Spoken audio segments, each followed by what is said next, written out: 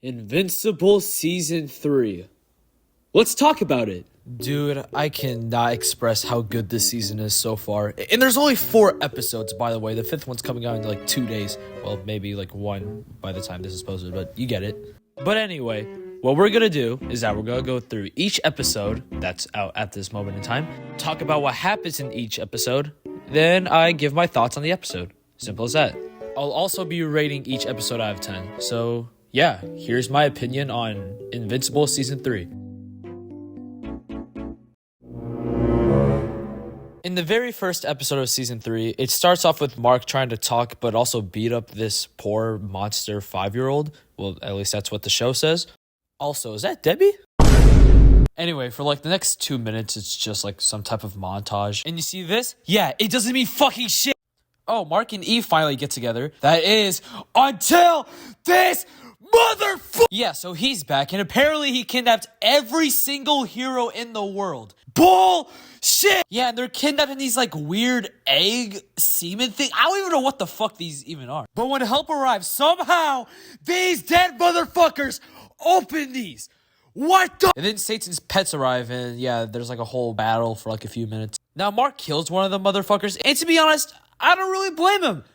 Look what they did in Season 1. But before anything could get worse, Darkwing Jr. makes an appearance, and he saves everyone. Hooray! But remember what he did in Season 2? Yeah, that would explain this. But yes.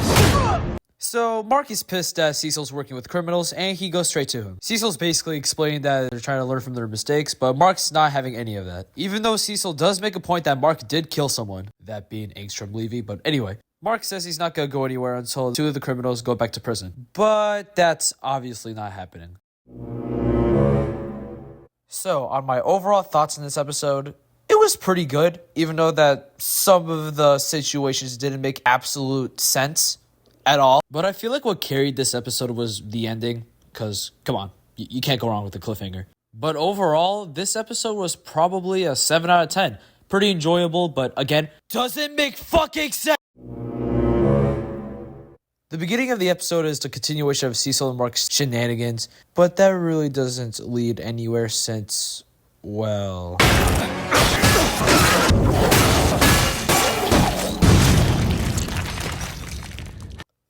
So anyway, Phase 2 starts, right? And we learned that Viltrumites cannot handle loud noises. Huh, sounds familiar. And Mark kinda can't do anything about it because, well, it's inside his body. Apparently, during surgery, Cecil decided to put an earpiece inside Mark's body without his consent. Mark tries to fly out of there. That obviously doesn't help. Mark even tries to go to the Guardians of the Globe, and that obviously doesn't help. Not too long after, the Guardians decided to help Mark, and it goes pretty good for a little bit. Until Rex destroys the remote. God fuck. Which caused the pain for Mark to be unstoppable. Until the GOAT robot saves the day. And once he saved the day, well...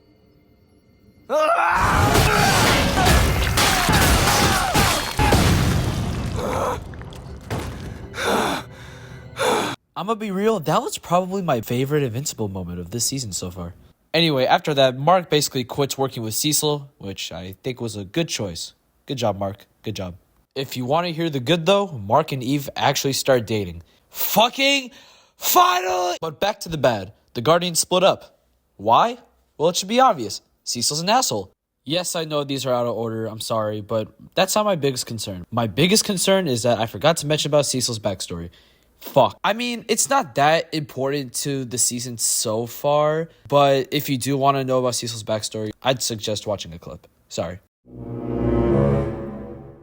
Hands down the best episode of the season so far. The suspense of the episode was so fucking unreal. It was fucking amazing. People are probably gonna call me a glazer, but whenever Mark's like really angry, I don't care.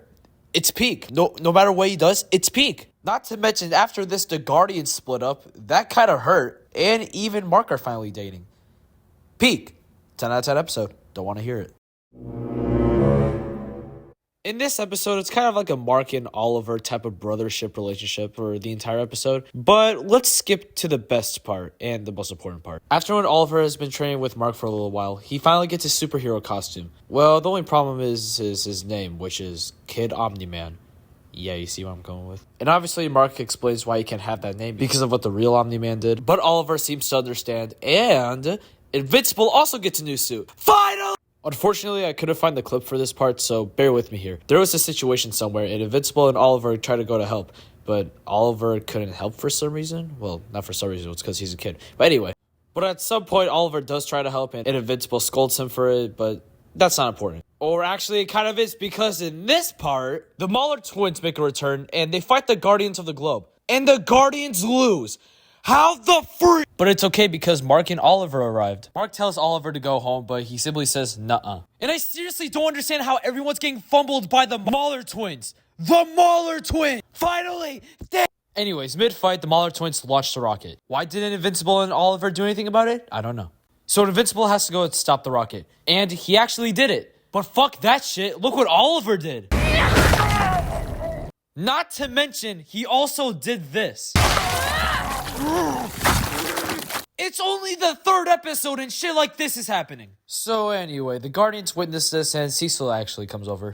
Cecil tells Oliver he knows he was trying to do the right thing, but before the conversation can continue, Invincible comes over. We can all tell Invincible was about to kill Cecil, but Cecil explains how he's just trying to clean up Oliver's mess, and Invincible sees the aftermath. Invincible badassly comes down and he takes Oliver. Oliver is confused why Invincible is upset, and obviously, Invincible explains it's because Oliver killed someone, or someone's. That's not. And obviously, Oliver still doesn't understand why Invincible's mad, and he runs away. One chase later, and Mark catches him. They continue the conversation that killing is wrong, and Oliver says the most barbaric thing ever. Oliver states that life isn't precious because people kill each other all the time, so he thinks it's fine to kill others, at least when needed. And of course, Invincible was also shocked to hear that from his own little brother. And Oliver, having his own little kid moment, he still doesn't see that killing is bad, and he thinks that Omni-Man was right for killing these humans. And that just ends in silence with no response from Invincible at all. Mark tells Eve and Debbie about it, but we'll just get to Debbie's part. The conversation is just basically Debbie telling Oliver not to do it again, and Oliver listens, which I highly doubt. And yes, someone is spying on the Graysons. And who else would it be besides Angstrom Levy?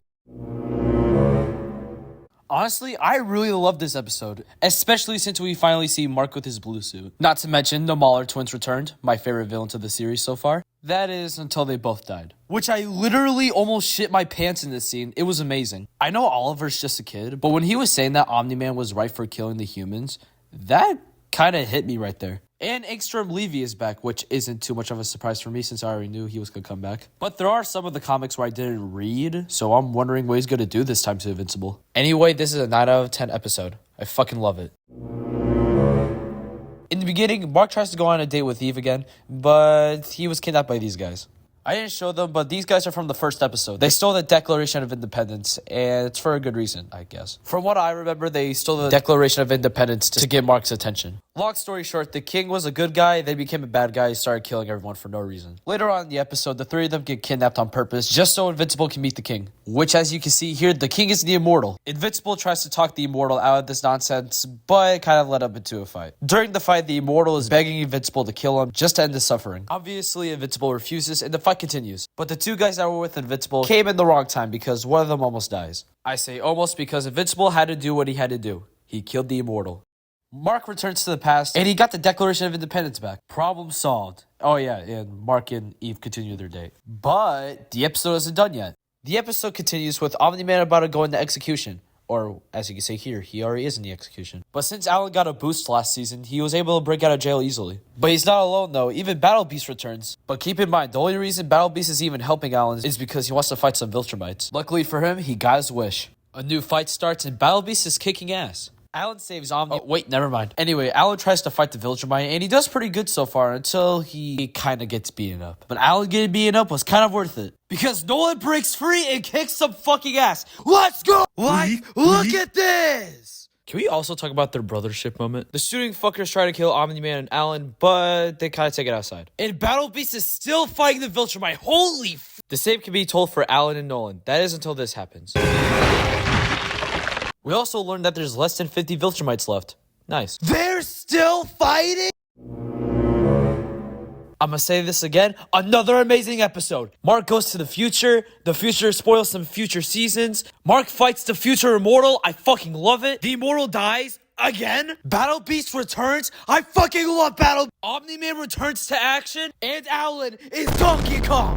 I don't know if anyone else cared or not, but when the Immortal kept begging Invincible to kill him, just the way the episode handled that was just sad. I mean, yeah, I know everyone hates the Immortal now, and I don't blame them, but you need to remember, this man is over 1,000 years old. Anyway, I said what I said. In my opinion, this was another 10 out of 10 episode. You can arguably say this was better than episode 2, and I wouldn't really blame you because I'm not even sure myself anymore, even though I literally said earlier that episode 2 was the best so far.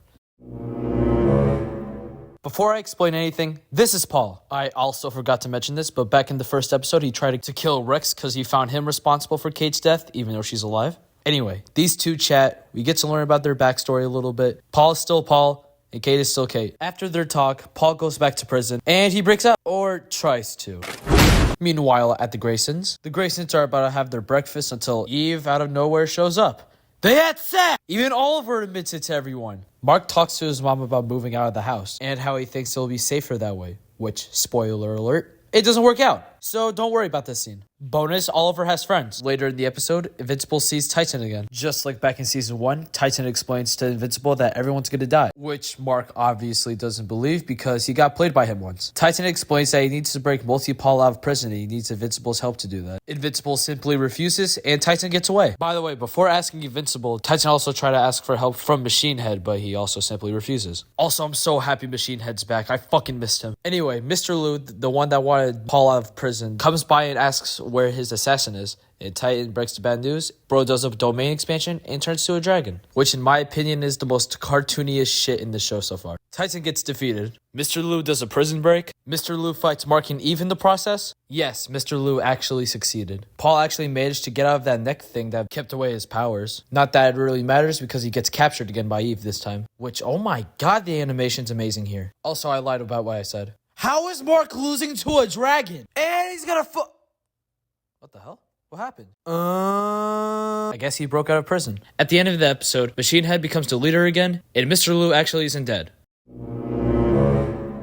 I will say, this episode was alright, but it wasn't anything too crazy, I'd say. Don't get me wrong, I'm glad we got to learn more about Kate and Paul, get to see more of Blue Suit Mark, Machine Head returns, all of that. But besides in the beginning of the episode, the rest I just wasn't too thrilled about it. But that doesn't mean the episode was bad. It was still pretty good. But I'm pretty sure episode 6 will make up for it. Anyway, this episode was a 7 out of 10.